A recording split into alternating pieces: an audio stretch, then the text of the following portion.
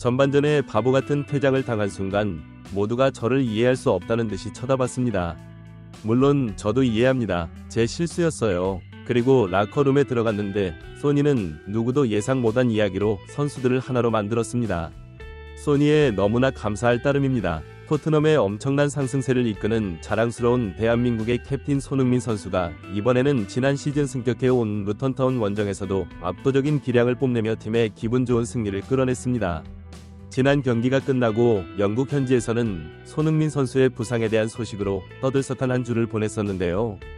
그도 그럴 것이 지난 시즌에는 월드컵 직전 있었던 낙오를 절과 한 시즌 동안 탈장이 있었지만 콘테 감독의 어처구니 없는 전술로 인한 중독 경기에 팀이 몰락하는 것을 볼 수 없었던 손흥민 선수는 부상 회복에 대한 기간도 없이 계속해서 경기장에 출전하며 두 자릿수 득점을 기록하기도 했었는데요.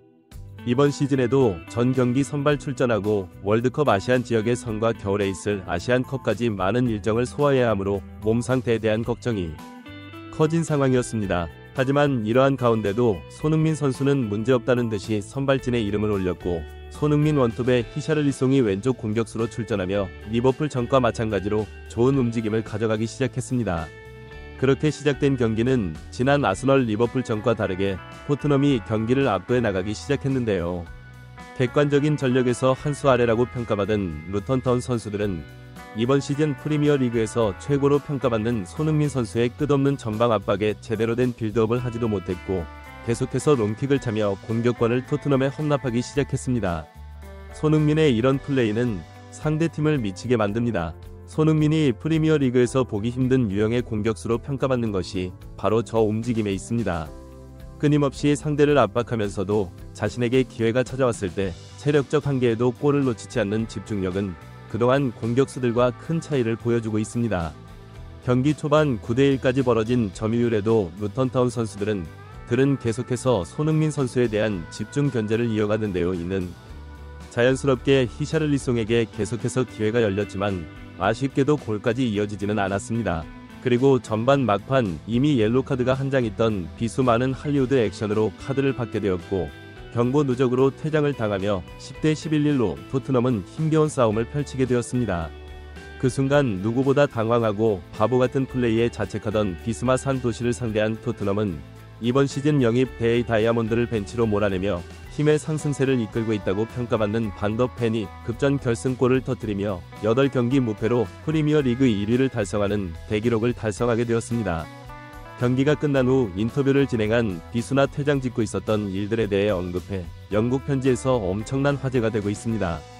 전반전에 바보같은 퇴장을 당한 순간 모두가 저를 이해할 수 없다는 듯이 쳐다봤습니다. 물론 저도 이해합니다. 제 실수였어요. 그리고 너무도 침몰하게 라커룸에 들어갔는데 소니는 모두가 있는 곳에서 우리는 할 수 있다며 자신감을 넣어주었습니다. 심지어 내가 비수나 목까지 200% 뛰면 되냐무 걱정하지 말고 우리의 경기를 하면 된다면 우리는 하나의 팀이라는 것을 강조했습니다. 소니의 이런 누구도 예상 못한 이야기는 선수들을 하나로 만들었습니다. 저 때문에 팀의 좋은 흐름이 끊기는 것이 아닌지 너무도 걱정했었는데 소니에 너무나 감사할 따름입니다. 이렇게 누가 봐도 패배하거나 무승부를 기록하는 것이 당연한 순간에서 계속해서 승리하고 있고 지난 시즌과 완벽히 달라진 하나의 팀으로 승승장구하고 있는 토트넘은 어느덧 프리미어리그 단독 1위에 랭크되며 영국 현지에서 또한 이제 정말 우승에 도전할 수 있는 팀으로 경쟁하는 것이 아닌가 하는 분석들까지 나오고 있습니다.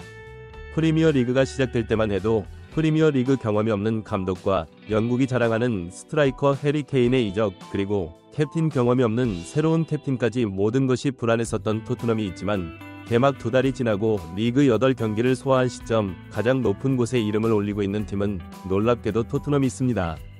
그들의 이런 돌풍은 토트넘 팬들뿐 아니라 전세의 모든 축구 팬들이 가장 흥미롭게 지켜보고 있으며 어쩌면 레스터시티의 동화 같은 기적을 이번에는 손흥민의 토트넘이 써내려갈지도 모른다는 반응들 하지 나오고 있다.